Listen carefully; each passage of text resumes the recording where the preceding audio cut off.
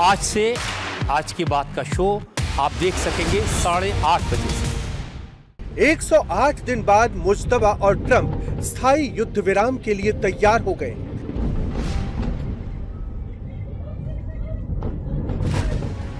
एक 108 दिन बाद हॉर्मूज पर लगी नाकेबंदी अब खत्म होगी। जिस दिन का इंतजार पूरी दुनिया को था वो 100 घंटे बाद आने वाला है। 19 जून को स्विट्जरलैंड के जेनेवा में पीस डील होगी। 47 साल में तेहरान और वॉशिंगटन के बीच पहली बार हाई लेवल मीटिंग होनी है। इस बात की जानकारी खुद अमेरिका के राष्ट्रपति ट्रंप ने दी है। ट्रंप ने सोशल मीडिया प्लेटफॉर्म ट्रुथ पर स्ट्रेट ऑफ हॉर्मूज के टोल फ्री ओपनिंग का ऐलान किया। साथ ही लिखा कि अमेरिकी नौसेना हॉर्मूज से नाकेबंदी हटा रही है। दुनिया के जहाज अब अपना इंजन स्टार्ट कर ले, अब तेल के कारोबार को होने दें। ट्रंप ने दूसरे पोस्ट में लिखा कि हॉर्मूज शुक्रवार से खुलेगा, जब इस समझौते पर औपचारिक रूप से मुहर लग जाएगी। ट्रंप ने तो डील का ऐलान कर दिया, लेकिन सवाल यह है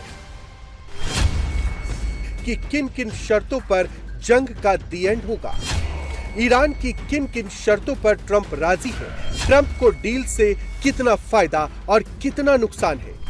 क्या ट्रंप के तेहरान फॉर्मूले पर तैयार होंगे नेतन्याहू? ईरान और अमेरिका के बीच हुए समझौते का पूरा दस्तावेज अभी जारी नहीं किया गया है, लेकिन अमेरिका ईरान के बीच जो 60 दिनों का सीज फायर हो रहा है, उसमें ईरान ने अमेरिका के सामने 3 शर्तें रखी थी।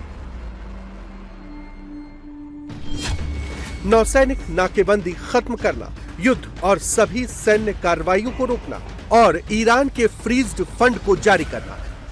अमेरिका ने हॉर्मूज में नौसैनिक नाकेबंदी को खत्म कर दिया और फ्रीज संपत्ति को भी जारी करने का आदेश दिया है। दूसरी तरफ अमेरिका की शर्त थी कि ईरान एनरिच्ड यूरेनियम को लौटाएगा और हॉर्मूज को खोलेगा।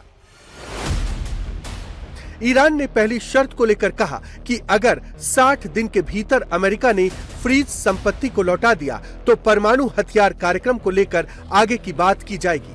हालांकि हॉर्मूज खोलने को लेकर ईरान ने हामी भर दी, लेकिन सवाल यही तो है कि युद्ध शुरू होने से पहले हॉर्मूज खुला हुआ था, तो अब अगर हॉर्मूज खुल जाएगा तो ट्रंप की जीत कैसे है? दूसरी बात यह है कि ट्रंप ने कहा था कि ईरान को एनरिच्ड यूरेनियम सौंपना होगा। इस पर तो 20 अगस्त के बाद बात होगी।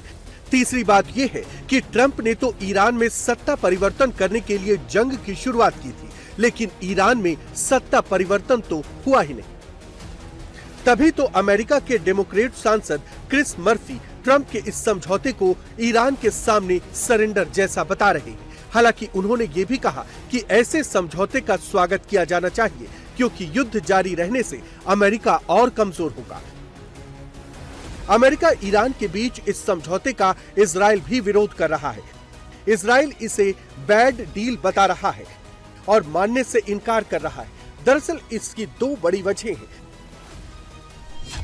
पहली वजह तो यह है कि डील में ईरान के बैलिस्टिक मिसाइल कार्यक्रम पर रोक लगाने की बात नहीं है, और दूसरी वजह यह कि हिजबुल्लाह समेत दूसरे प्रॉक्सी को ईरान के समर्थन के मुद्दे पर भी डील में कुछ नहीं कहा गया है।